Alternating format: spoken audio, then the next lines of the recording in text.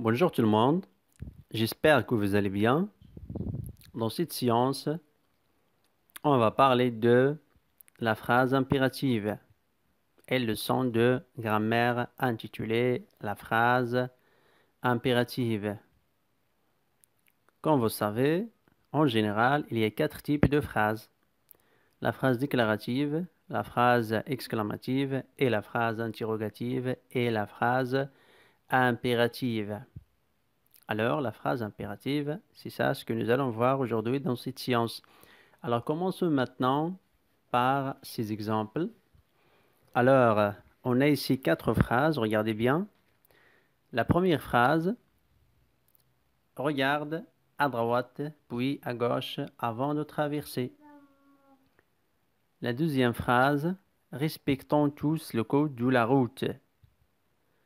Et passe par la piste cyclable. Ne circule pas entre les voitures. Alors, regardez bien ces phrases et nous allons répondre à ces questions. La première question, quels sont les verbes conjugués dans ces phrases? Quels sont les verbes conjugués dans ces phrases-là? Alors, regardez une autre fois nos phrases. Alors, quels sont les verbes qui sont conjugués dans ces phrases? Chaque phrase ici contient un verbe. Alors, regardez bien. Alors, voilà, les verbes qui sont conjugués dans ces phrases, bien sûr, sont regarde, respectons, passe, circule. Alors voilà, quatre verbes. La deuxième question, à quel temps ces verbes sont-ils conjugués? Alors voilà, ces quatre verbes, ils sont conjugués à quel temps? Bien sûr, ils sont conjugués à l'impératif présent. À l'impératif présent. Alors, par quel signe de ponctuation se termine chacune de ces phrases? Alors, nos quatre phrases, pardon, elles se terminent par quoi? Bien sûr, il y a des phrases qui se terminent par un point d'exclamation. Il y a en cours des phrases qui se terminent par un point. Alors, comment peut-on appeler les phrases qui commencent par un verbe à l'impératif présent? Les phrases qui commencent par un verbe qui se conjugue à l'impératif présent, ce sont des phrases comment? Alors, ce sont bien sûr des phrases impératives. C'est clair? Alors, qu'est-ce qu'une phrase impérative alors?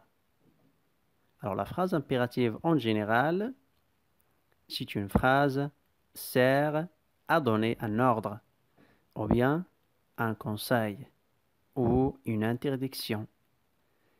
C'est une phrase, je répète, c'est une phrase sert à donner un ordre, amr, ou bien un conseil, nasiha, ou une interdiction, al-mana' ou al-nahi. Il se termine par un point, ou bien par un point d'exclamation, et en cours organisé autour d'un verbe à l'impératif sans sujet. Parce que, comme vous avez déjà vu, nos verbes dans ces phrases n'ont pas le sujet. Alors, très bien. Alors, voilà des exemples. Regardez, on a ici quatre phrases. Regardez la première phrase. Ramasse tes affaires.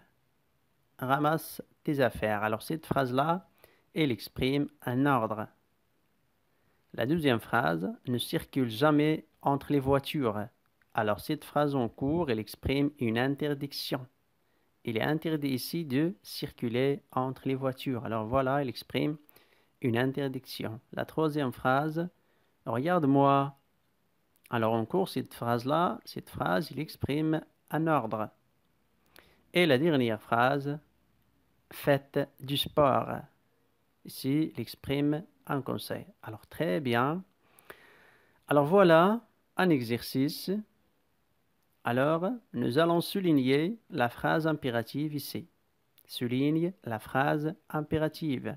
Alors regardez, fais attention. Ali cherche son livre. Ne gaspille pas de l'eau. J'aime mon professeur. Écoute-moi. Alors voilà, vous avez ici 5 phrases et vous allez souligner les phrases impératives. Alors, ici, les phrases impératives sont la première phrase, fais attention. Et l'autre phrase impérative, c'est la troisième phrase, ne gaspille pas de l'eau. Et écoute-moi. Alors voilà, ce sont des phrases impératives. Alors très bien. Et enfin, voilà, vocabulaire. Voilà du mot en français et ses significations en arabe.